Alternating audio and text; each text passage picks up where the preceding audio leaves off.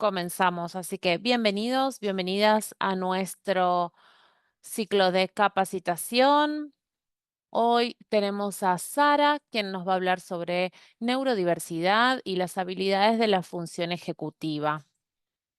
Primero, para aquellos que son nuevos aquí, les vamos a contar un poco sobre los servicios en nuestro condado, en el condado de San Mateo. Nosotros trabajamos con familias que tienen niños con discapacidad entre los años de 0 y 22. Tenemos personal capacitado para proveerle ayuda a los padres, a los cuidadores, ofrecemos capacitaciones, grupos de apoyos, también un boletín informativo mensual. Funcionamos a través del servicio de desarrollo del Departamento de Servicio de Desarrollo, DDS. Y les quiero contar que nosotros no somos un estudio jurídico ni una agencia de servicios legales, así que no podemos proporcionar asesoramiento legal. Cualquier información que necesiten de este servicio pueden consultar con un abogado. Y así los invitamos a todos a conectarse con nosotros y ponerse en contacto a través de la información que les vamos a dar en el chat. Les contamos también les damos algunos avisos para que esta sesión funcione bien. Les contamos que vamos a grabar la sesión y va a estar disponible en nuestra biblioteca de videos de FRC.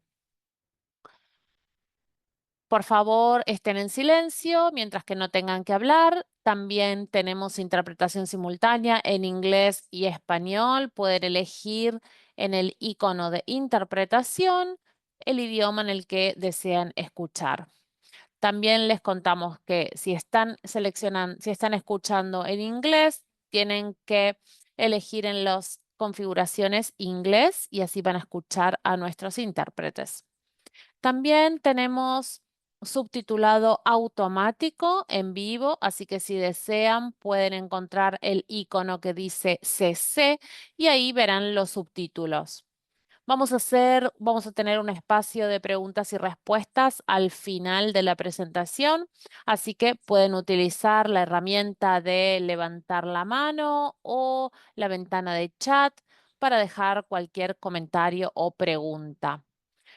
Durante las preguntas y respuestas, les pedimos que si desean pueden conservar anónimos sus nombres y detalles e información si quieren protección por razones de privacidad.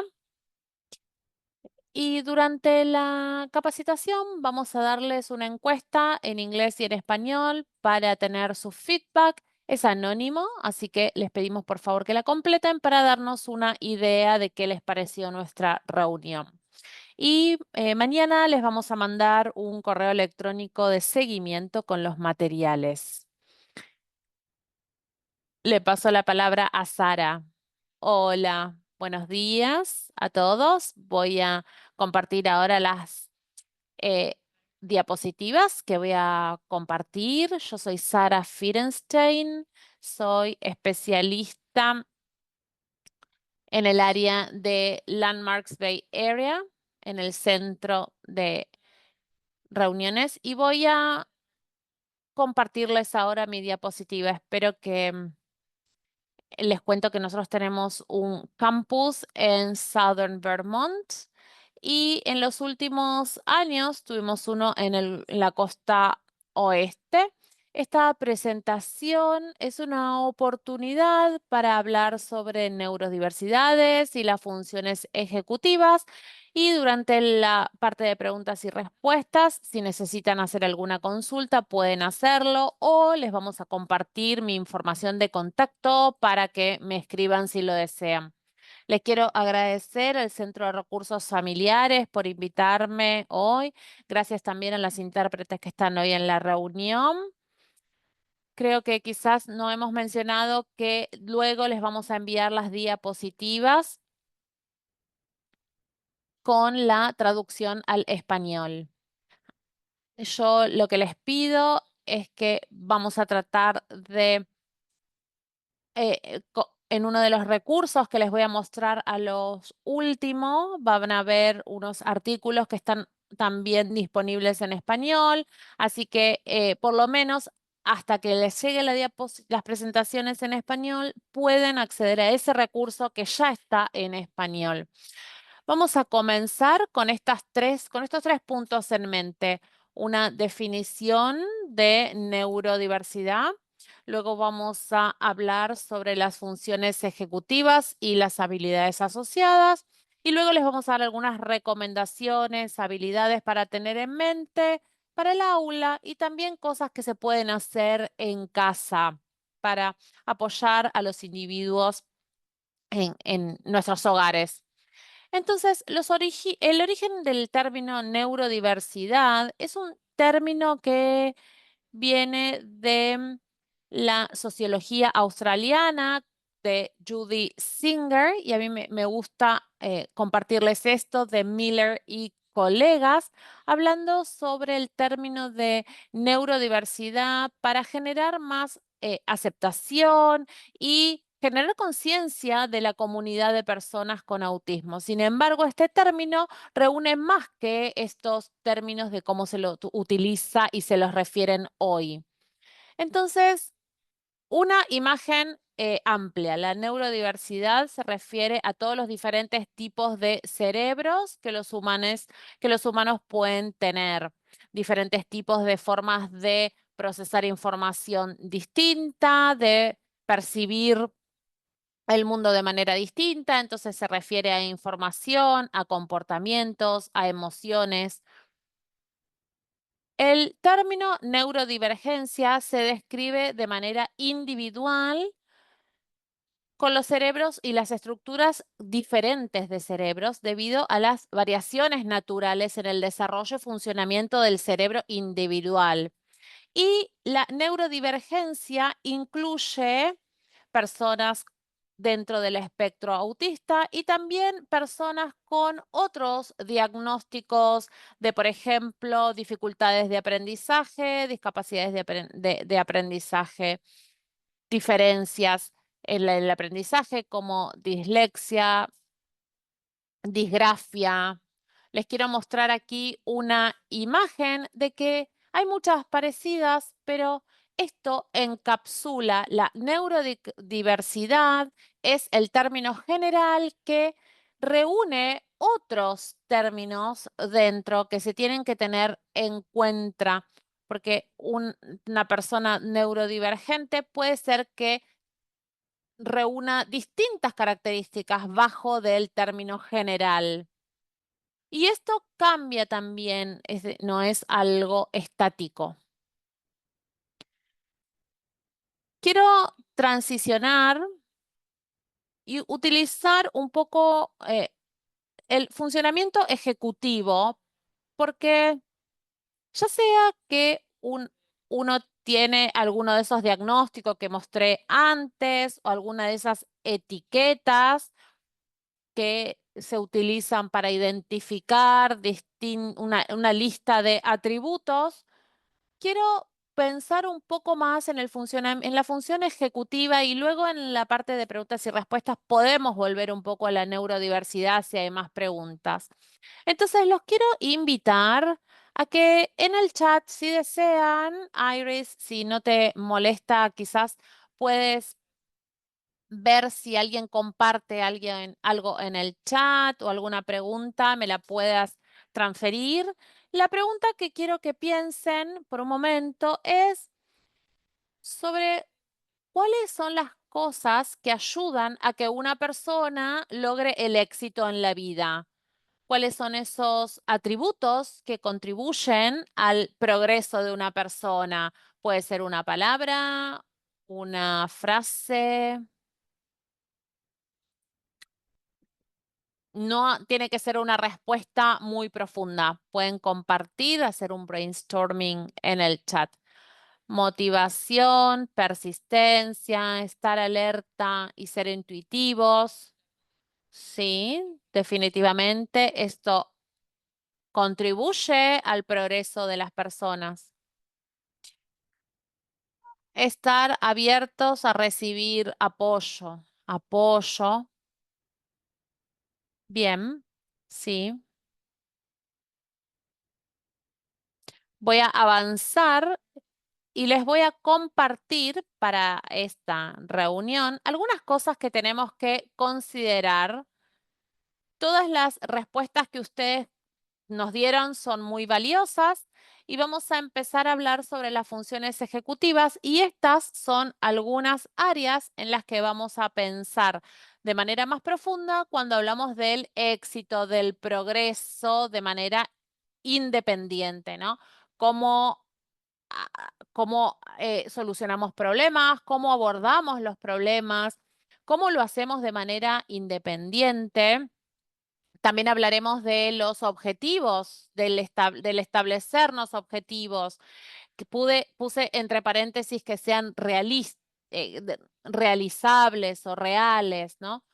Cómo marcamos pasos reales, pequeñas acciones que podamos hacer para alcanzar nuestros objetivos.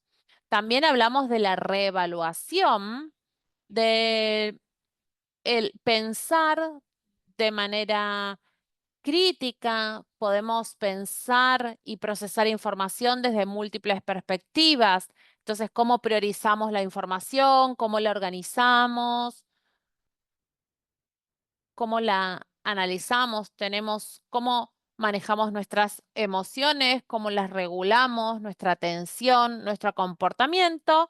Y abajo, ¿cómo hacemos una gestión de nuestro propio tiempo de manera correcta? Entonces, todos estos son puntos que nos ayudan a lograr el éxito en la vida. Esta no es una lista exhaustiva, ¿no? Puede haber un montón de otras partes, pero estas tienen que ver con las funciones ejecutivas. Lo otro a tener en mente para definir el funcionamiento ejecutivo es que estas habilidades se desarrollan de manera diferente en las personas, en los niños, en los jóvenes. Y en un momento vamos a hablar sobre el desarrollo del cerebro, no en profundidad, pero sí lo vamos a mencionar. Y el funcionamiento ejecutivo en correlación con ser neurodivergente nos lleva también a ciertos tipos de pensamientos, de patrones de pensamientos. Hay personas que son muy creativas, que tienen distintas formas de pensar y de resolver problemas, conceptos, preguntas. Brevemente, no vamos a hablar mucho del desarrollo del cerebro, pero les mostramos acá que el cerebro se desarrolla de atrás hacia delante y tenemos acá el lóbulo frontal en el diagrama.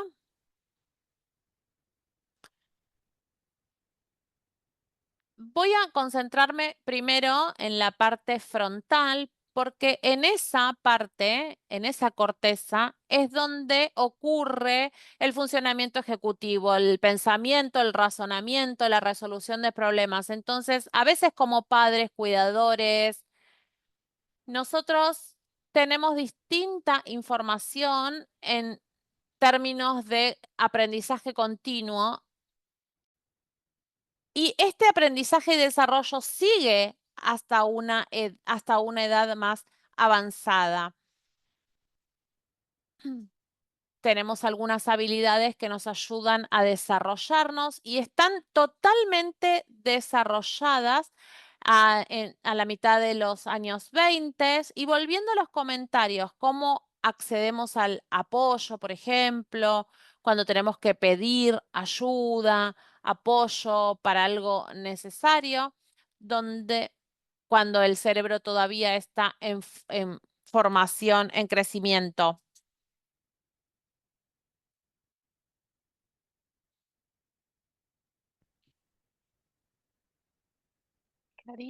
Karen Reed tiene un libro sobre la definición de la función ejecutiva y hay muchísimas otras. digamos que también hay otras, hay otros autores que se refieren a la función ejecutiva con otro nombre, como control ejecutivo o control con esfuerzo, etcétera.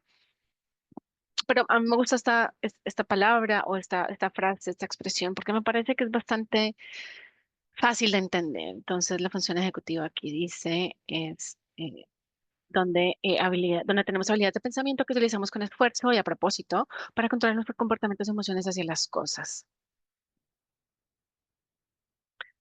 Entonces, esta parte de nuestro cerebro se desarrolla un poco más de forma diferente. No necesariamente esto tiene que ver con la inteligencia. Una persona puede ser totalmente independiente, pero puede ser un individuo neurodivergente, entonces puede tener una función ejecutiva o retos extremos de función ejecutiva que los hace, bueno, que les hace que ejecutar este tipo de funciones sean difíciles. Para algunas personas también significa que van a usar esta función ejecutiva, estas habilidades de función ejecutiva.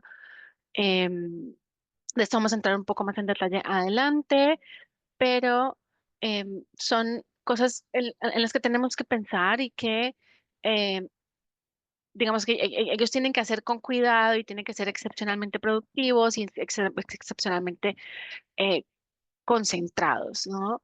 Y em, esto puede ser frustrante en algunos hogares, por supuesto, pero es algo que hay que tener en cuenta a la hora de pensar en estas habilidades. Estas habilidades son mucho más difíciles de emplear. Algo como em, manejo del tiempo, planeación, pensar qué vamos a hacer. em, y también esto significa que es áreas en las que no tenemos tanta pasión o en las que no tenemos tanto interés, bueno, va a ser más difícil de manejar. Bueno, entonces, como ya les dije, hay diferentes em, formas de llamarle a la función ejecutiva, pero también hay diferentes modelos y construcciones alrededor de esto. Entonces, se les voy a mostrar el modelo más famoso, que es del doctor Thomas Brown. Dependiendo de cómo lo vean y de qué les sea más útil, em, podemos pensar, digamos, en un modelo más complejo, pero siento que este modelo es bastante fácil de entender. Entonces, de forma conceptual, hay diferentes factores para tener, digamos, de tener la habilidad de manejo del tiempo, resolver problemas y hacer cosas académicas. Entonces, estas son las áreas como principales, ¿no? La memoria, la activación y la inhibición. Queremos entender un poco de dónde viene este modelo de los tres factores. El modelo de Browns, de nuevo, el doctor Thomas Brown, muy famoso, sobre todo en cuanto a la investigación del TDAH. Él trabajó muchísimo con Yale y desde el 2017 tiene una clínica aquí en California, o sea, California del Sur. Así que este es su modelo, es un modelo que es bastante común y él, digamos que desglosa la ejecución, la función ejecutiva dentro de memoria, activación, concentración, esfuerzo, emoción y acción. Ya aquí hay una explicación de cada una de estas ramas, por decirlo así. Y si comparamos el modelo de tres factores con el modelo de Brown, podemos ver que la parte de la memoria es, digamos, cómo recordamos información, cómo accedemos a esa información, y eso tiene un factor de activación, que esto es importante para organizar, priorizar, empezar una tarea, que esto puede ser muy difícil para ciertos individuos, y hay otras áreas que se juntaron un poco a inhibición, ¿no? Ponemos enfoque, esfuerzo, emoción, acción y todos estos bajo inhibición. También debo decir, no, de hecho, lo voy a decir más adelante. Pero como les dije, cogimos este modelo y lo pusimos en un modelo de tres factores. Y cuando hay más opciones e información, puede ser más difícil un poco señalar dónde empezar y dónde podemos comenzar. Entonces, algunos modelos tal vez a veces se entienda más fácil el modelo complejo porque depende de cómo procesan la información, ¿no? Y hay otros que les sirve mucho más este modelo de tres factores porque es más sencillo, ¿no? Y les queda más fácil señalar esas áreas en las que quieren trabajar o que les cuesta más. Yo creo que hay que tener en cuenta que esto no es una reducción de aquellas personas que tienen TDAH, sino que aquellas personas o, digamos, la función ejecutiva, em,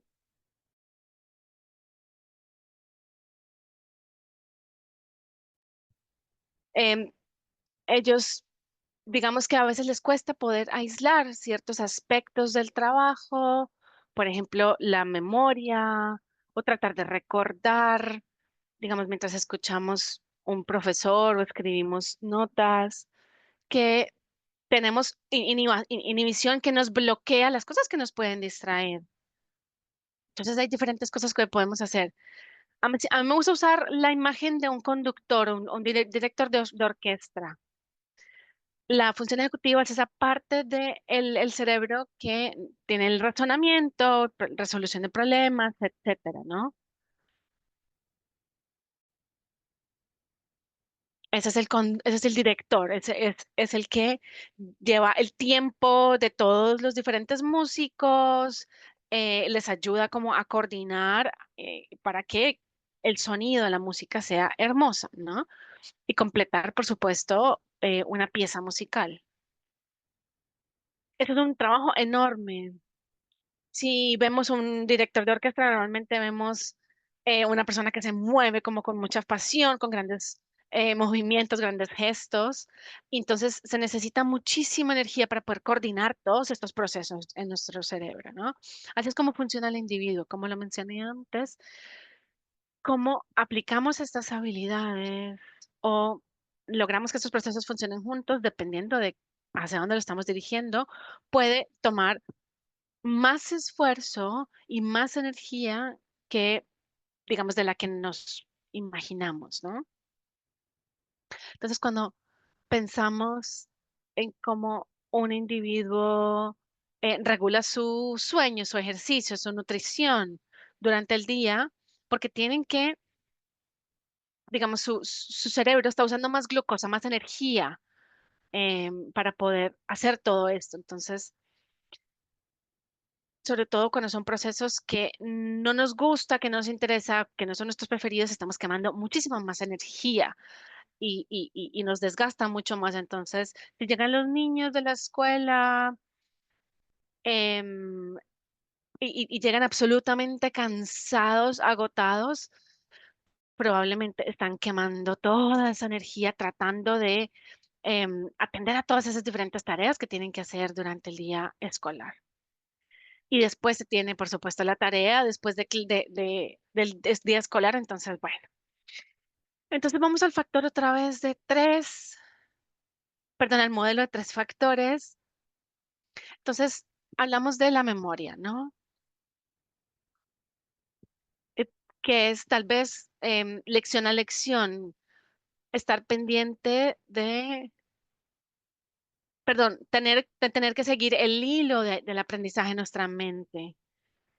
La memoria también la necesitamos cuando estamos escribiendo, haciendo tareas, resolviendo problemas de matemáticas, sobre todo problemas de varios pasos. Y entre más complejo, más cosas, más información se tiene que recordar. Entonces no son solamente pasos, sino completar cada uno de esos pasos. Entonces, de nuevo, activación. Esto es planeación. ¿Cómo gestionan nuestros estudiantes sus tareas? Lo que les estamos asignando. Eso se necesita, digamos, se necesita tiempo y esfuerzo por fuera del aula de clase. Y de nuevo, estamos hablando de tareas de múltiples pasos. Y activación también es cómo organizamos, ¿no? ¿Cómo nos organizamos? Y esto se trata sobre todo de material, cómo usar carpetas tenemos un sentido de cómo organizar nuestro espacio digital. Si estamos usando Google Suite, si es una escuela que usa Google Suite, ¿cómo organizamos los documentos de Google, las diapositivas de Google? Tenemos carpetas, ¿cómo nombramos cada uno? Digamos, ¿cuál es la convención que tenemos para nombrar cada una de las carpetas, etcétera? Entonces, la activación también puede ser a veces sustituida por esa idea de la flexibilidad o lo que alguien ha llamado antes flexibilidad cognitiva. Cuando las cosas están sucediendo y se hace un plan y algo sucede que descarrila un poco el plan, ¿qué tan flexible, qué tanto se puede adaptar esa persona en ese momento para pensar cómo, digamos, usar la habilidad de resolución de problemas y cómo se van a adaptar en la situación que están? Y, por ejemplo, em, conseguir el libro que necesitan y no llegar a la clase sin preparación, ¿no? Entonces, esa parte de flexibilidad, de pensar y de resolución de problemas, en algunos de nuestros jóvenes, por ejemplo, a ellos les gustan los videojuegos y están constantemente en un contexto específico, pero cuando se trata de la escuela es mucho más duro o más difícil para ellos y necesitan muchos más apoyos para tratar de pensar cómo resolvemos un problema. Por último, tenemos la inhibición. Pensamos sobre qué tanto autocontrol tenemos. Cuando, o sea, algo como por ejemplo cuando suena la alarma, ¿qué hago? Me levanto de una vez de la cama, empiezo con mi rutina, ¿qué hago? No sé. O si estoy muy quieto en clase, ¿cómo hago para tratar eh, de no jugar con mi lápiz en clase o romperlo? O tal vez controlar nuestro tono cuando le respondemos a algo si estamos irritados. La perseverancia y la atención es algo que también va aquí en la inhibición. Alguien ya puso en el chat perseverancia o escribió algo sobre perseverancia. Pero estamos aprendiendo cosas en la escuela y también por fuera de la escuela y hay cierto nivel de perseverancia que tiene que estar presente o que tiene que estar, que tenemos que estar motivándolo para que continúe. Porque por supuesto van a haber picos todo el tiempo. Van a haber errores también. Esto yo misma lo tengo con mis clientes y con mis estudiantes.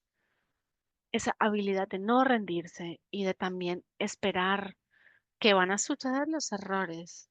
Y a veces esos fracasos van a ser parte de la vida y del aprendizaje y se puede ganar mucho de ellos. Atención es otra parte importante de la inhibición. Hay muchas personas que pueden compartir o notan que les cuesta un poco prestar atención cuando lo quieren hacer.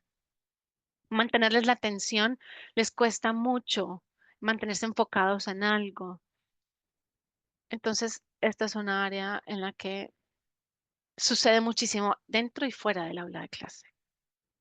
Algunas recomendaciones. Como ya lo dije al principio de la presentación, estas recomendaciones son para la escuela, pero también pueden funcionar muy bien en casa, incluso si sea con un proveedor de servicios por fuera de la escuela.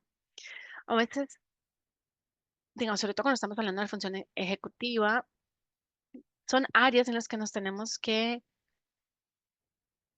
digamos que tenemos que enseñarles qué son, darles un nombre y que no sea esta cosa misteriosa que se les olvida, no sé, entregar la tarea o que les cuesta más ciertas habilidades que otras. Entonces, hablar explícitamente las competencias. Por otro lado, tenemos modelar. Explicar y mostrar cómo se llevan a cabo determinados procesos. Esto los profesores siempre deberían estarlo haciendo, ¿no? Los profesores todo el tiempo lo hacen, pero también en casa hay que hacerlo. Cómo se limpian ciertas cosas en casa, las tareas del hogar. Mira, así es como pago las cuentas y hacer, digamos que algo invisible que hay que hacer se vuelva algo visible. Andiamaje, esto es algo que usamos mucho en el aula de clase. A veces tenemos que que poner las cosas lado a lado o simplemente desglosar las cosas. El andiamaje es un poco esto, ¿no? Como ayudamos a desarrollar un plan. Si a alguien le cuesta o está abrumado, para poder resolver una tarea, sea en clase o en la casa, tienen que, tenemos que crear una estructura de andamiaje para que sepan cómo lo pueden hacer, con el profesor, por supuesto. Eh, Crear recordatorios visuales puede ser muy importante para algunas personas. Por ejemplo, hay personas que procesan la información de distintas formas y tienden a tener todo en la cabeza, aunque luego, a veces cuando hablo con adultos, clientes, equipos, eso suele ser muy caótico y desordenado y esto se torna más caótico al tener toda la información en la cabeza. Entonces hay que sacar esa información de la mente y ponerla en organización visual, para no tenerla en la mente y tenerla para recordar como en calendarios, listas y poder ocupar la cabeza con otra información. También desarrollar rutinas y consistencia. Esto no es algo que no nos suene familiar como padres, como docentes, pero es muy importante si uno está procesando información de manera distinta, si tenemos formas distintas de pensar algo, si estamos encontrando dificultades para planificar o darle prioridad a algunas tareas. Tener alguna rutina predictiva en casa, en la clase, cuando comienza el horario de la tarea, puede ser como muy reconfortante y crea su organización. ¿Cómo voy a abordar esto? ¿En qué momento? Es decir, que se puede poner ahí más energía en tratar de anticipar aquellas cosas que tenemos que hacer en el día a día. Y el último es dar apoyo ante con regulación emocional. Es decir, cuando tenemos que regular las emociones, tenemos que ser muy claros, muy explícitos y hablar de distintos sentimientos de distintas formas, explorar, contar nuestras propias experiencias y cómo lidiamos con ciertos sentimientos que nos generan problemas, es decir, ponerles voz y dar algo para que el individuo tenga para considerar si experimenta una situación similar. También tengo estas recomendaciones que incluí en la presentación con distintos ejemplos sobre estas recomendaciones que mencioné de distintas formas para apoyar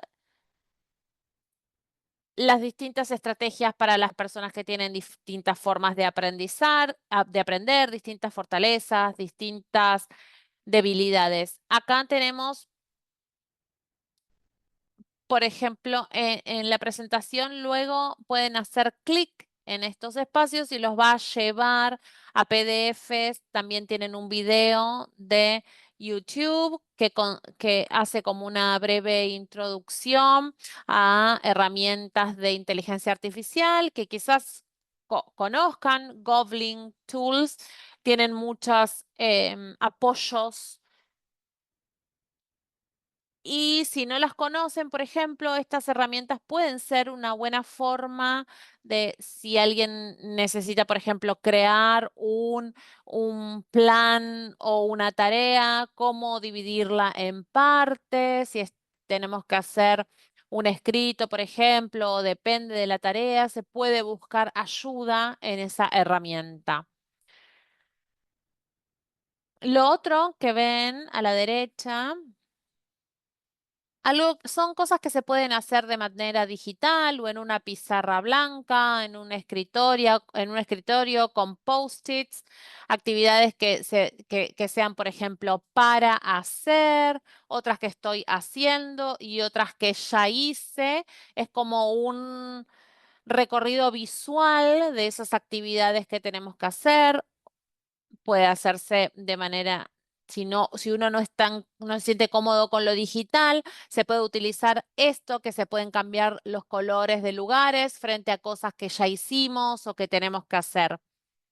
También les puse esta hoja, porque algunas personas registran información, por ejemplo, de izquierda a derecha, en términos de procesar la información. Se puede hacer de arriba a abajo, como si fuera una lista de tareas para hacer, de arriba hacia abajo, lineal. Así que yo les recomiendo a mis clientes que tienen que tratar de ver cuál es la forma correcta de presentar información, qué les, qué tiene sentido de manera conceptual, si es de arriba hacia abajo o de abajo hacia arriba. Y esta hoja de realizar tareas tiene algunas estrategias porque para algunas personas les es más fácil tener así un apoyo escrito de las tareas a realizar.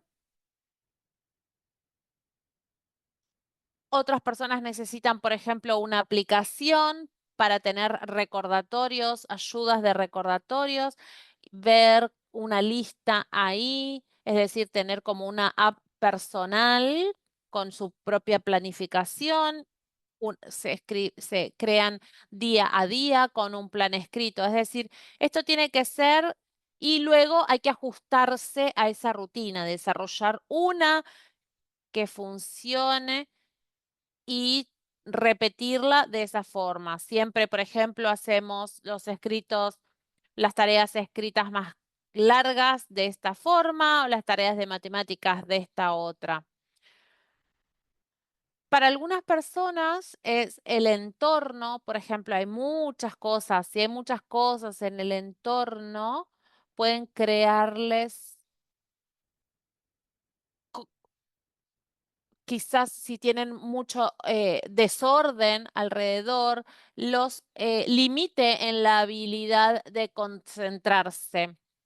Esto se puede utilizar en clase, pero también es muy importante para tener en casa, para que tenga sentido de la forma en la que cada uno le funcione, tenerlos en distintos lugares, distintas formas de rutina física también puede ayudar.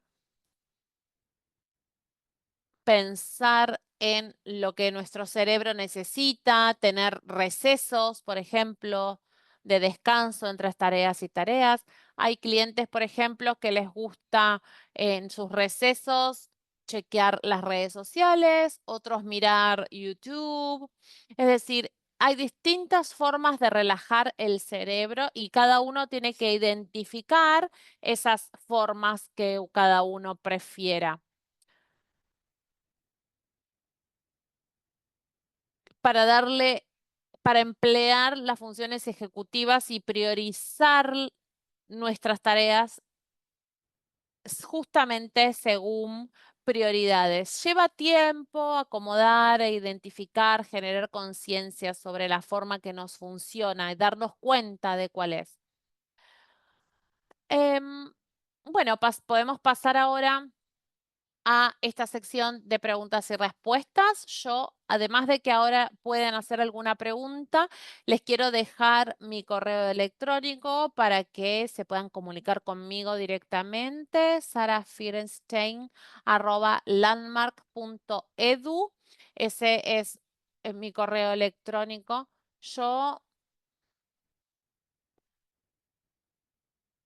Si bien yo estoy aquí en nombres del Landmark College Success Center de San Mateo, tenemos tengo mi correo electrónico donde puedo contestarles directamente de manera personal. Y también el del centro contándoles como centro de la familia, que lo que les quiero ofrecer es un link hacia nuestro centro familiar. En el último puntito tenemos ahí un montón de distintos recursos relacionados con distintos temas, mini módulos en torno a distintos temas. Pueden acceder ahí de manera gratuita porque hay muchísima información con respecto a estos recursos, si quieren profundizar en alguno de ellos. Y por último, cuando reciban las diapositivas con mi correo electrónico, van a ver también aquí algunas referencias que yo mencioné. Si bien primero no las van a tener traducidas en inglés y en español, el primero de los artículos que pongo ahí sí ya está en español y puede ser un buen punto de inicio. Perdón, y una función ejecutiva. Muchas gracias. Vale, muchísimas gracias a todos por sus preguntas y por su participación. Esto concluye nuestra capacitación. A- as- Les agradecemos muchísimo por estar aquí con nosotros. Gracias a Sara y a las intérpretes. Entonces, les recordamos que mañana les vamos a enviar un correo electrónico de seguimiento con los enlaces y el material y las presentaciones de esta capacitación. Que tengan un buen resto de semana. Gracias.